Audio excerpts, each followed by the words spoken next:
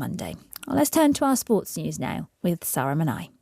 Good morning again. We've brought you last week on Newsday this historic event for cycling for Rwanda and for Africa. That is the World Championships in Kigali, the first on the continent.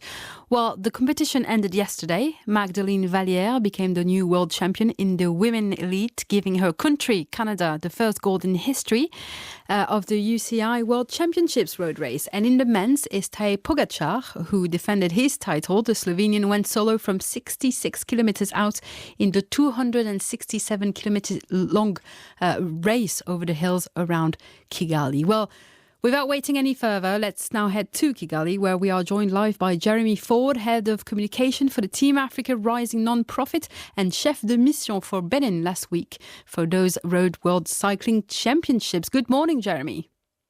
Hey, Sarah. Good morning.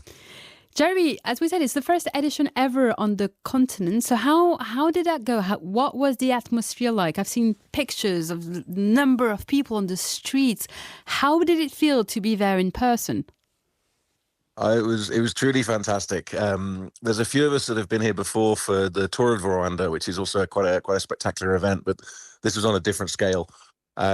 We saw, I think, 1 million and 1.5 million people on the road on Saturday for the women's race, and probably similar or slightly larger numbers on Sunday for the men's race, but just spectacular. And it was, the organisation itself was on a par with virtually any race that I've seen in Europe or around the world.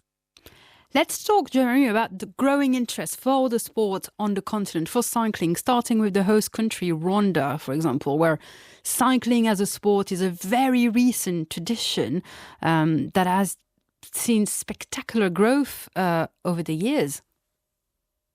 Yeah, absolutely. I mean, it all began here in 2007 when a couple of Americans came over as judges for what was called the Wooden Bike Classic. And it literally was a race in the country of wooden bikes, homemade bicycles, with the prize being a new modern American mountain bike. And a guy called Adrian Neonshuti beat all the Americans in that race. And the Americans suddenly went from thinking, oh, we're just here for sort of a bit of fun, so this guy's got legs and lungs, as they say in cycling.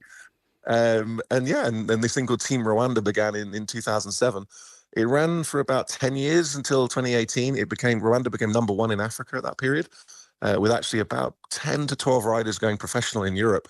So it was a huge period, and it's slightly declined since then. But in reality, you're part of East Africa, which is, Eritrea is probably the most famous cycling nation with I think at the moment about 12 or 14 of their riders in the world tour, right at the top level. And you have Ethiopia, you have Kenya, Uganda as well. So it's a pretty growing sport in this region. But actually I'm here working for Benin, west of Africa, which is sort of awakening, I'd probably call it. Soccer has dominated over there, unfortunately, for so long. But we're calling cycling the second sport of West Africa.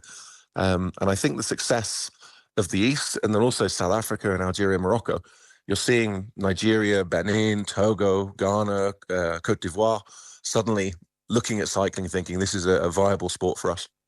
There is this sort of elite countries like you said it, Algeria, Eritrea, South Africa as well. There's been quite a lot of chat about whether or not this world is going to make a big difference to African cycling. Are we going to feel the effects from that?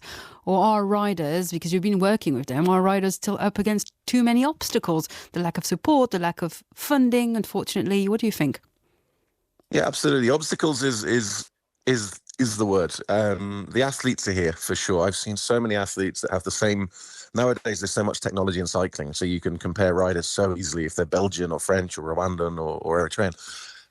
But the challenge is things like visas. It's still incredibly difficult for a lot of Africans to get visas into Europe or into the US, especially now. The US is, I think, Eritreans and Ethiopians, it's almost impossible.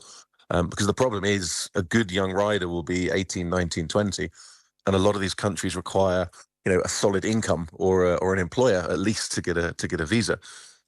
So we constantly campaign with the UCI, which is the governing body of cycling, to create a sports visa or something similar. That was Jeremy Ford, Head of Communication for the Africa Team Rising non-profit, speaking to us this morning on Newsday.